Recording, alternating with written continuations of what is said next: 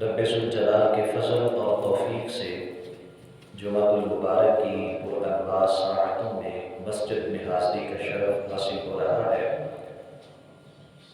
دعا فرمائیں اللہ تبارک و تعالی جل جلالہ اپنے پیارے حبیب احمد مجتبیٰ جناب محمد مصطفیٰ صلی اللہ علیہ وآلہ وآصحابہ وبارک وسلم کے عظیم مرتبہ کے طفیل ہماری حاضری کو اپنی بارگاہ میں قبول فرمائے، ہماری تمام خطاؤں سے درگزر فرمائے اور ہم سب کو قرآن و سنت کے مطابق زندگی بسر کرنے کی توفیق عطا فرمائے۔ احباب ذی وقار، اللہ رب العالمین جل جلالہ کی شان یہ ہے کہ اس کی ذات مقدسہ ہر قسم کی تبدیلی اور تغیر سے پاک ہے۔ جس طرح اللہ کی ذات میں تبدیلی ناممکن ہے، اسی طرح رب ذوالجلال کی صفات عالیہ کے اندر بھی تبدیلی ممکن نہیں ہے۔ حضرت سیدنا علی المرتضیٰ رضی اللہ تعالی عنہ رب ذوالجلال کی ذات مبارکہ کا تعارف کرواتے ہوئے ارشاد فرماتے ہیں، کان اللہ ولا مکان وہو الآن علی ما علیہ کان۔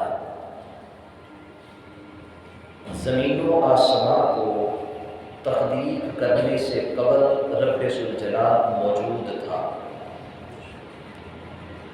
آج بھی وہ اسی طرح موجود ہے جیسے پہلے موجود تھا، اور اس کائنات کے نظام کو لپیٹ دیے جانے کے بعد، زمین و آسمان کے ختم کر دیے جانے کے بعد بھی اللہ اسی طرح موجود ہوگا جیسے وہ پہلے سے موجود ہے۔ تو رب ذوالجلال کی ذات میں اور اللہ کی صفات میں کسی قسم کی کوئی تبدیلی نہیں ہوتی، اسی کی بادشاہی سدا سے ہے، اسی کی بادشاہی ہمیشہ رہے گی، اسی کا حکم ہمیشہ نافذ العمل رہے گا۔ البتہ رب ذوالجلال نے جو اپنی مخلوق پیدا کی ہے، اپنی مخلوق کو خالق کائنات جل جلالہ نے تبدیلی والا بنایا ہے۔ اللہ کی مخلوق میں تبدیلی ہوتی ہے، اس کے حالات بدلتے ہیں۔ اللہ کی مخلوق میں جو اللہ کی قدرت کا شاہکار ہے وہ انسان ہے، اشرف المخلوقات انسان ہے۔ انسان کی حالت بدلتی ہے، وہ نقل مکانی کرتا ہے، ایک جگہ سے دوسری جگہ منتقل ہو جاتا ہے، کبھی عروج پاتا ہے، کبھی زوال کا شکار ہو جاتا ہے، کبھی صحت بری زندگی گزار رہا ہوتا ہے، کبھی بیماری کی آزمائش میں مبتلا ہو جاتا ہے، کبھی آسانی ہے، کبھی مشکل ہے، زندگی میں کبھی وسعت و فراخی ہے، اور بسا اوقات اسے تنگ دستی اور فقر کا سامنا کرنا ہوتا ہے۔ تو یہ تبدیلی، حالات کا بدلنا، یہ رب ذوالجلال کی قدرت کا تقاضا ہے کہ خالق کائنات جل جلالہ نے اپنی ذات کو ناقابل تبدیل رکھا ہے، اور خالق بن کے جو چیز بھی تخلیق فرمائی ہے اس کو اللہ رب العالمین نے تبدیلی والا بنایا ہے۔ پھر یہ یاد رکھیں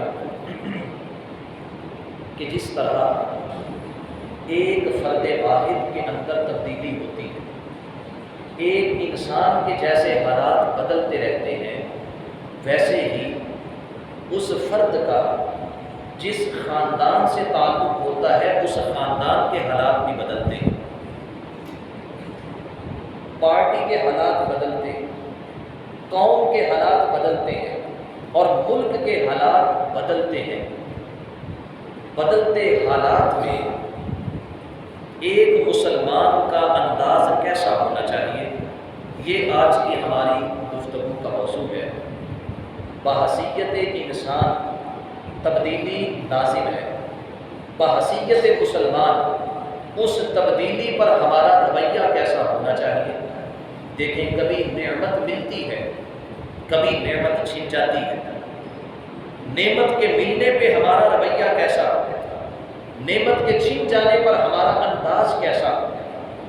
سید عالم نور مجسم شفیع معظم صلی اللہ علیہ وسلم نے بندہ مومن کے دونوں حالات کا ذکر کیا اور دونوں حالات پہ بندہ مومن کے مزاج کا ذکر کیا، اور دونوں مزاج کے اوپر میرے آقا صلی اللہ علیہ وسلم نے اللہ کی طرف سے جو پسند اور ناپسند ہے اس کا بھی اظہار فرمایا۔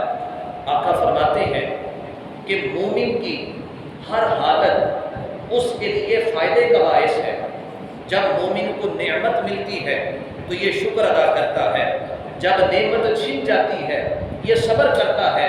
اللہ رب العالمین شاکر کو بھی پسند فرماتا ہے، صابر کو بھی پسند فرماتا ہے۔ نعمت ملنے پہ شکر گزاری ہے، نعمت کے چھن جانے پہ، مصیبت کے آ جانے پہ، آزمائش کے آنے پر وہ صابر ہو جاتا ہے۔ اللہ رب العالمین نے مال عطا کیا، نعمت ہے، شکر ادا کیا۔ وہ مال اللہ رب العالمین کے حکم کے مطابق ضائع ہو گیا، اس پہ اس نے صبر کیا۔ اللہ رب العالمین نے اولاد کی نعمت دی، اس پر اس نے شکر ادا کیا، اور خالق کائنات جل جلالہ نے اپنے بندے کو آزماتے ہوئے اس نعمت کو اس سے واپس لے لیا۔ بیٹے کا وصال ہو گیا، اولاد رخصت ہو گئی، اب اس نے صبر کیا۔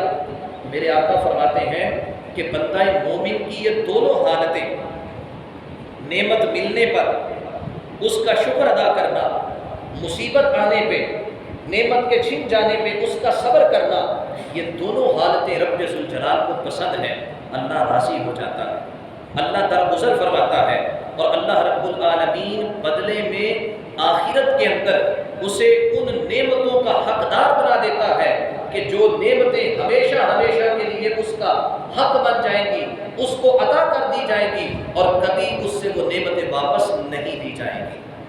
میرے بھائیوں، بدلتے حالات اور اسلام کی تعلیمات، آج دیکھیں پوری دنیا شب و روز کس طرح تیزی کے ساتھ تبدیل ہو رہی ہے۔ بالخصوص اگر ہم اپنے وطن عزیز کے حالات پہ نظر ڈالیں، کس طرح ہمارے وطن کے اندر حالات میں تبدیلی آ رہی ہے، آسانی، آسائش مشکلات میں بدل رہی ہے، مصیبت میں بدل رہی ہے۔ یہاں کسی سیاسی جماعت کے حوالے سے بات کرنا مقصود نہیں ہے، ایک مسلمان اور پاکستانی ہونے کی حیثیت سے موجودہ حالات کے تقاضے میں ہمارا رویہ کیسا ہونا چاہیے، ہمارا انداز کیسا ہونا چاہیے، میں اس کو بیان کرنا چاہتا ہوں۔ دوستو آؤ سنو، خالق کائنات جل جلالہ قرآن میں ارشاد فرماتا ہے، یسألہ من فی السماوات والارض، زمین و آسمان کی ہر مخلوق اللہ سے سوال کرتی ہے، اللہ سے مانگتی ہے، اللہ سے مطالبہ کرتی ہے، اور اللہ ان کی مانگیں پوری کرتا ہے، اللہ ان کو عطا کرتا ہے، اور ہر کسی کی جولی بھر کے بھی اللہ کے خزانے میں کوئی کمی واقعہ نہیں ہوتی۔ کل یوم هو فی شأن، ہر دن رب ذوالجلال کی نئی شان کا آغاز ہوتا ہے۔ ہر صبح کا سورج رب ذوالجلال کی نئی شان کا اظہار کرتا ہے، ہر رات کا اندھیرا رب ذوالجلال کی نئی شان کا اظہار کرتا ہے۔ آسمان پہ چمکنے والی بجلی، کڑکنے والا بادل، برسنے والی بارش رب ذوالجلال کی نئی شان کا اظہار کرتے ہیں۔ اللہ رب العالمین کی نئی شان کیا ہے، اظہار کیسے ہوتا ہے؟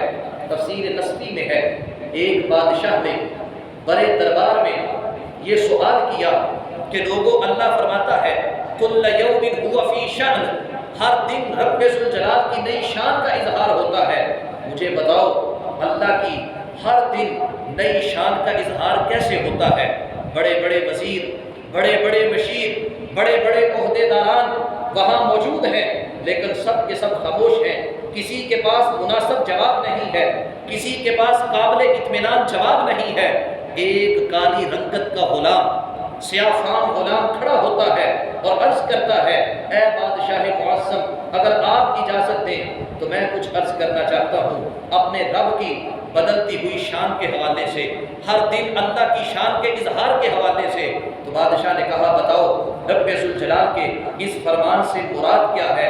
اب اس غلام نے کیا خوب جواب دیا، کہا، دیکھیں میرا رب وہ ہے جو کبھی رات کو بڑا کر دیتا ہے، دن کو چھوٹا کر دیتا ہے، کبھی رات چھوٹی کر دیتا ہے اور دن کو رب ذوالجلال بڑھا دیتا ہے۔ تو یہ دن کا بڑھنا، رات کا کم ہونا، یا رات کا بڑھنا اور دن کا کم ہونا، یہ میرے رب ذوالجلال کی شان کا اظہار ہے۔ میرا رب وہ ہے جو مردے سے زندہ کو پیدا کرتا ہے اور زندہ سے مردے کو پیدا کرتا ہے، یہ رب ذوالجلال کی شان کا اظہار ہے۔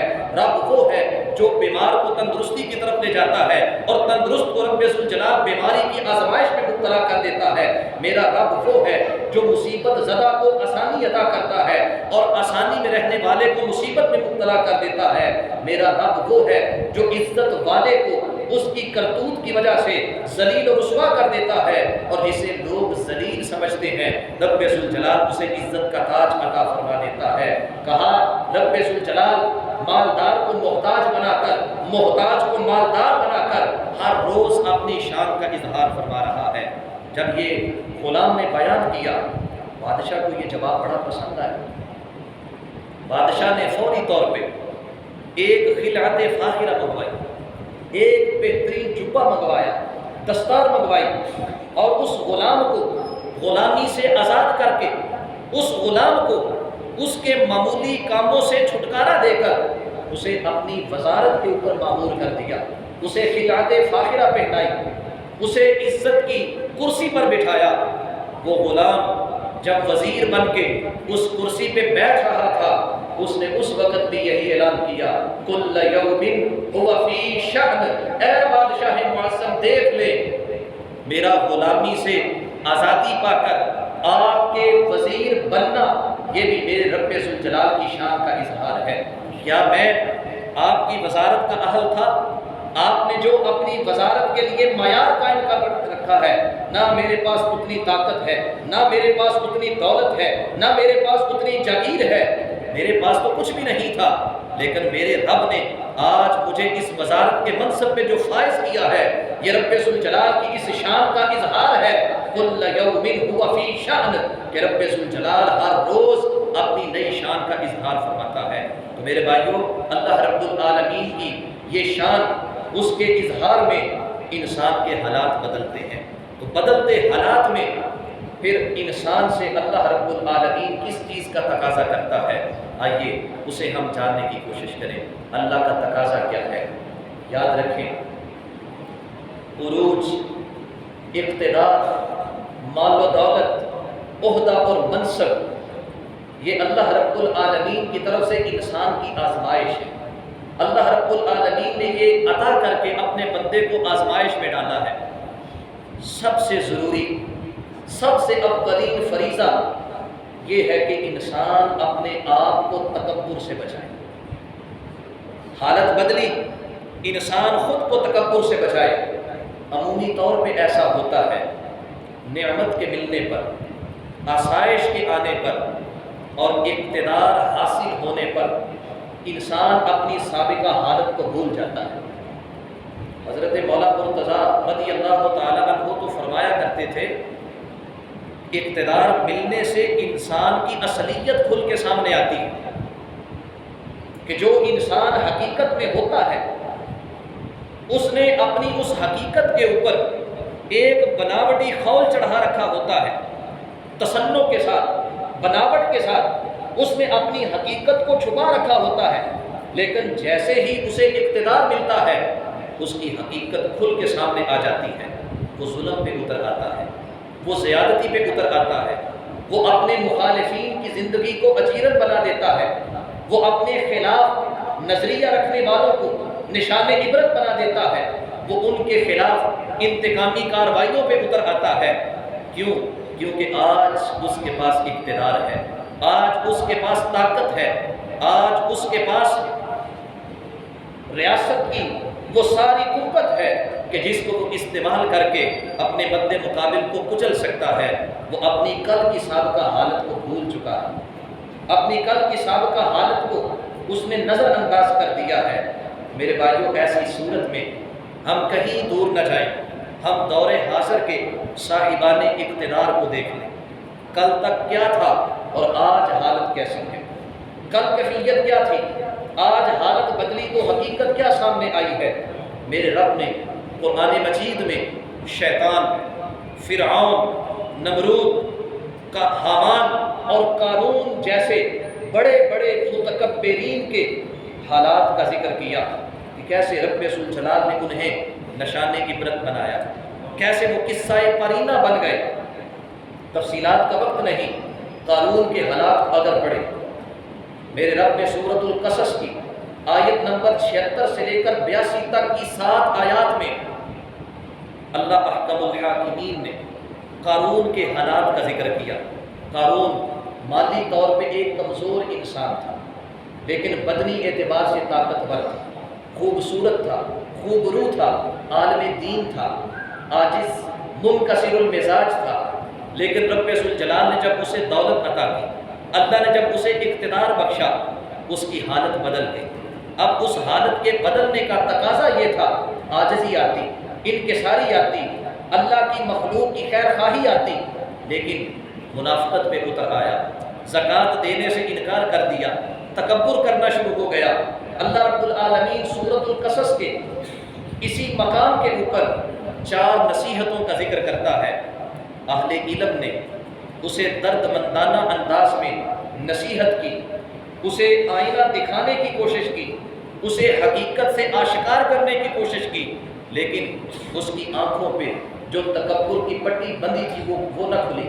اللہ قرآن میں فرماتا ہے کہ نصیحت کی گئی اسے، لا تفرح ان اللہ لا يحب الفرحین، غرور نہ کر، گھمنڈ نہ کر، اترانا چھوڑ دے، کیونکہ رب ذوالجلال ایسے لوگوں کو پسند نہیں کرتا۔ اگر اللہ کے ہاں پسندیدہ بننا ہے تو تمہیں عاجزی اختیار کرنی ہوگی، اللہ کے ہاں اگر تمہیں پسندیدہ بننا ہے تو تمہیں انکساری کی طرف آنا ہوگا۔ دوسرے نمبر پہ وابتغی فیما آتاک اللہ الدار الآخرہ، یہ تیرے پاس جو مال ہے، اتنا زیادہ مال کہ جس کی چابیوں کو اٹھانے کے لیے تجھے 70 افراد کی مضبوط جماعت چاہیے، اس مال کو استعمال کر کے آخرت کا در خرید لے، اس مال کو استعمال کر کے اپنے لیے جنت خرید لے۔ تیسری نصیحت یہ کی گئی، وَأَحْسِنْ كَمَا أَحْسَنَ اللَّهُ إِلَيْكَ، اللہ نے تیرے اوپر احسان کیا، تو کمزور تھا، اللہ نے تجھے طاقت عطا کر دی، تو غریب تھا، اللہ نے تجھے مالدار بنا دیا، تجھے کوئی پوچھتا نہیں تھا، اللہ نے تجھے صاحب اقتدار بنا دیا۔ اللہ نے جیسے تجھ پر احسان کیا ہے ویسے ہی تو اللہ کی مخلوق پر احسان کر۔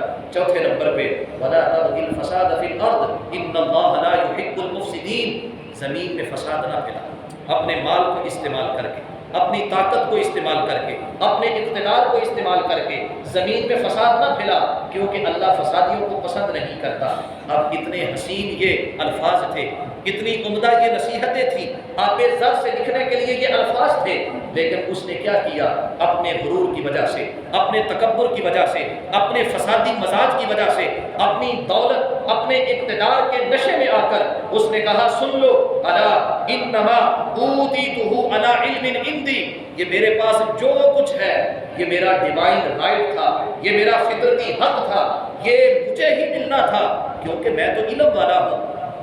اللہ کی مجبوری تھی کہ رب ذوالجلال یہ مجھے ہی عطا کرتا، تو اب یہ سب کچھ میرا ہے، میں جیسے چاہے اسے استعمال کروں، میں جیسے چاہے اس کو برتوں، میں چاہے کسی پہ ظلم کروں، میں چاہے کسی کے اوپر ستم کروں، میں چاہے کسی کو حق سے محروم کر دوں، مجھے پوچھنے والا کوئی نہیں ہے۔ میرے بھائیوں، اللہ رب العالمین کا قرآن ہے، میرے رب نے اس متکبر انسان کو اس کے خزانے سمیت، اس کے محل سمیت زمین کے اندر دنسا کر یہ اعلان کیا، وہ نہیں جانتا ان اللہ قد اہلک من قبلہ من هو اشد منہ قوۃ واکثر جمعا، کیا وہ نہیں جانتا کہ رب ذوالجلال نے اس سے پہلے اس سے زیادہ طاقت والے لوگوں کو بھی زمین میں دنسا رکھا ہے، اس سے زیادہ اقتدار والوں کو بھی رب ذوالجلال نے نشان عبرت بنا دیا ہے۔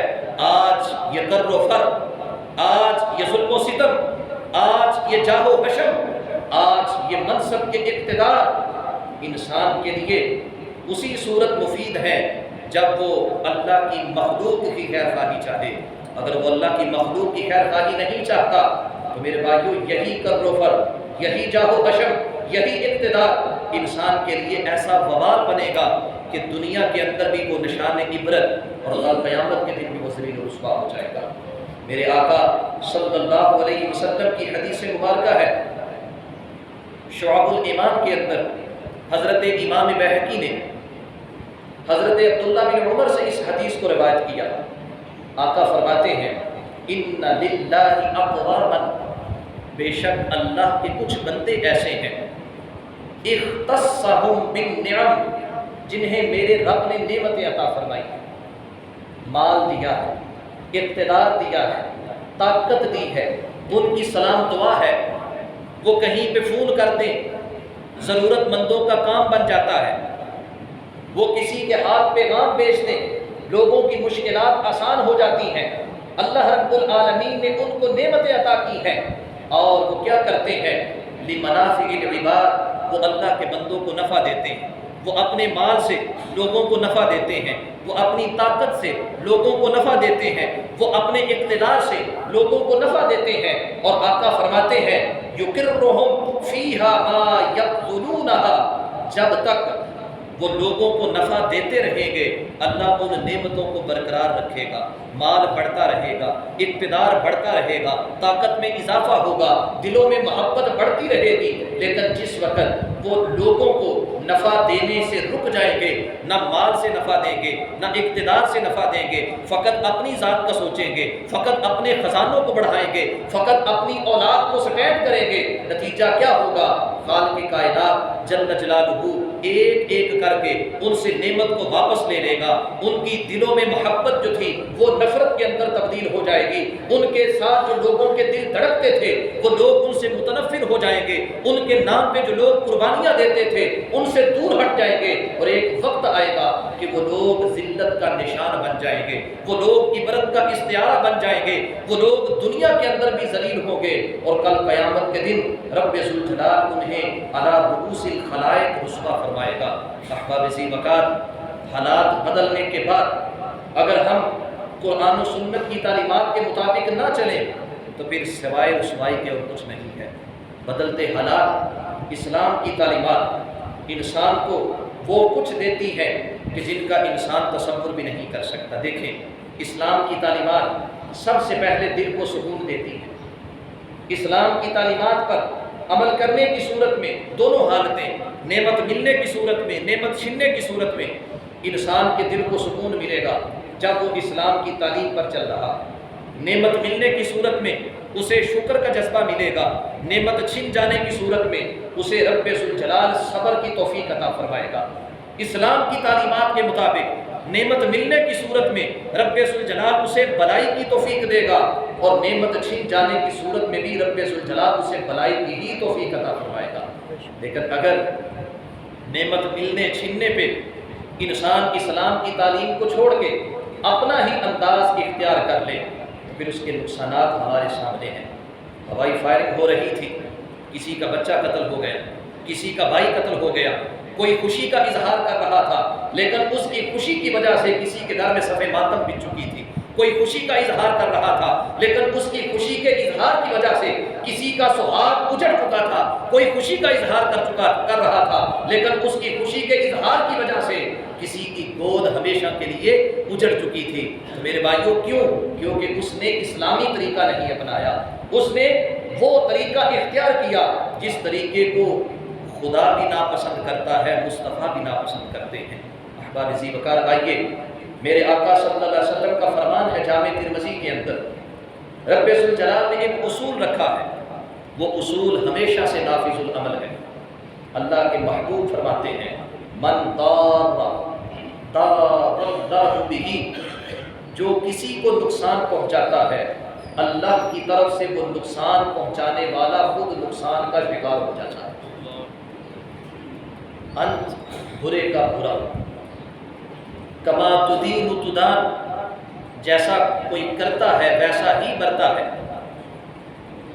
من طار طار اللہ بہ ومن شاق شاق اللہ بہ، جو کسی کے لیے مشکل پیدا کرتا ہے اللہ اس کے لیے مشکلات پیدا کرتا ہے، جو کسی کے لیے گڑھا کھودتا ہے مڑ کے خود اسی میں آ کے گرتا ہے۔ اور میرے آقا فرماتے ہیں، حضرت عبداللہ بن مبارک نے اپنی کتاب کے اندر ام المؤمنین حضرت سید عائشہ الصدیقہ سے اس حدیث کو روایت کیا۔ محبوب فرماتے من رفق بامتی رفق اللہ بہ، جو میرے امتی پہ نرمی کرتا ہے میرا رب اس کے اوپر نرمی فرمائے گا۔ جو میرے امتی کے کام آتا ہے رب ذوالجلال اس کا کوئی کام بگڑنے نہیں دیتا۔ جو میرے امتی کی خیر خواہی چاہتا ہے رب ذوالجلال اس کے معاملات کے اندر خیر ہی خیر کو بھر دیتا ہے۔ جو میرے امتی کی اولاد کا بھلا سوچتا ہے رب ذوالجلال اس کی اولاد کو زمانے میں کسی کا محتاج نہیں ہونے دیتا۔ یہ اللہ کا اصول ہے، کما تدین تدان، کہ جیسا کرو گے اللہ کے ہاں ویسا ہی نتیجہ پاؤ گے۔ عزیزان گرامی قدر میری یاد رکھیں، زوال، نقصان، محرومی اس کے اسباب ہیں، کچھ ظاہری اسباب ہیں، کچھ باطنی اسباب ہیں۔ کچھ ظاہر کے ہیں جو ہمیں نظر آتے ہیں اور کچھ باطن کے ہیں کہ جو ہمیں نظر نہیں آتے۔ جیسے اگر کوئی اچھا کام کرے گا نتیجے میں برکت آئے گی، برکت آئے گی تو بقا آئے گی، بقا آئے گی تو اللہ کی رضا آئے گی۔ اگر کوئی برا کام کرے گا وبال ہوگا، وبال ہوگا تو فنا ہوگا، فنا ہوگا تو اللہ ناراض ہو جائے گا۔ اچھے کام انسان کو اللہ کی رضا کی طرف لے کر جاتے ہیں اور برے کام اللہ رب العالمین کی ناراضگی کی طرف لے کر آ جاتے ہیں۔ درمیان میں بقا بھی ہے، فنا بھی ہے، درمیان میں عروج بھی ہے، زوال بھی ہے، درمیان میں رب ذوالجلال کی طرف سے نعمت کا مستقل ہونا بھی ہے اور نعمت کا چھن جانا بھی ہے۔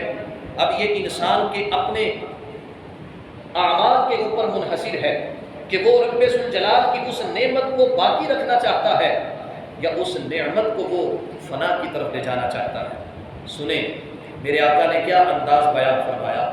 سوچ کا فرق مومن اور منافق میں، سوچ کا فرق اللہ والوں میں اور اللہ سے دور ہٹنے والوں میں۔ سنن ابی داؤد کی حدیث مبارکہ ہے، آقا ارشاد فرماتے ہیں کہ جس وقت بندہ مومن بیمار پڑتا ہے اللہ سے دعائیں کرتا ہے، اللہ مجھے معاف کر دے، اللہ مجھے صحت عطا کر دے، نتیجے میں رب ذوالجلال اسے 3 چیزیں عطا کرتا ہے۔ بیماری کی وجہ سے اللہ 3 چیزیں عطا کرتا ہے۔ نمبر 1، میرا رب اپنے بندے کو اس بیماری سے شفا یابی عطا کرتا ہے۔ نمبر 2، رب ذوالجلال اس بیماری کی وجہ سے اس کے گناہوں کو معاف فرما دیتا ہے۔ نمبر 3، رب ذوالجلال بندہ مومن کو اس بیماری کی وجہ سے مستقبل کا لائحہ عمل بھی عطا فرماتا ہے۔ جب بندہ مومن سوچتا ہے کہ میں صحت مند تھا تو 5 وقت باجماعت نماز پڑھتا تھا، میں صحت مند تھا تو میں اپنے بیمار بھائیوں کی تیمارداری کے لیے جاتا تھا، میں صحت مند تھا تو میں روزہ رکھ رہا تھا، میں صحت مند تھا تو میں حج کے لیے گیا، جہاد کے لیے گیا، لوگوں کی خدمت کے لیے گیا۔ بیمار ہونے کی صورت میں ان ساری نیکیوں سے میں رک گیا۔ تو آقا فرماتے ہیں جب وہ بیمار ہوتا ہے پھر ان امور کے اوپر سوچتا ہے کہ جب صحت ملے گی پھر نماز میں ناغہ نہیں ہوگا، جب صحت ملے گی خوب قرآن کی تلاوت کروں گا، جب صحت ملے گی آقا کونین صلی اللہ علیہ وسلم کی سنتوں پہ عمل پیرا ہو جاؤں گا، جب اللہ صحت عطا کرے گا تو پھر میں خوب نیکیاں کماؤں گا۔ آقا فرماتے ہیں کہ اللہ رب العالمین نے بندہ مومن کو بیماری کی وجہ سے 3 نعمتوں سے نواز دیا۔ نمبر 1، اللہ نے بیمار ہونے کی وجہ سے گناہ بھی مٹا دیے۔ نمبر 2، اس کو شفا بھی عطا کر دی۔ اور نمبر 3، مستقبل میں کیسے چلنا ہے اللہ نے اسے وہ بھی عمدہ سوچ عطا فرما دی۔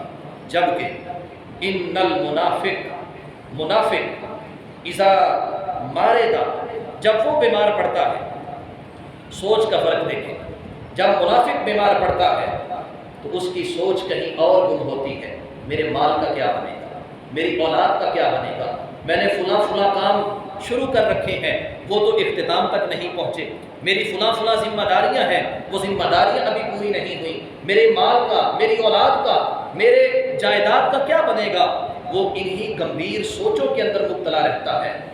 پھر اسے صحت ملتی ہے، صحت بھی کیسی، اللہ رب العالمین نے اس کے کسی گناہ کو معاف نہیں کیا۔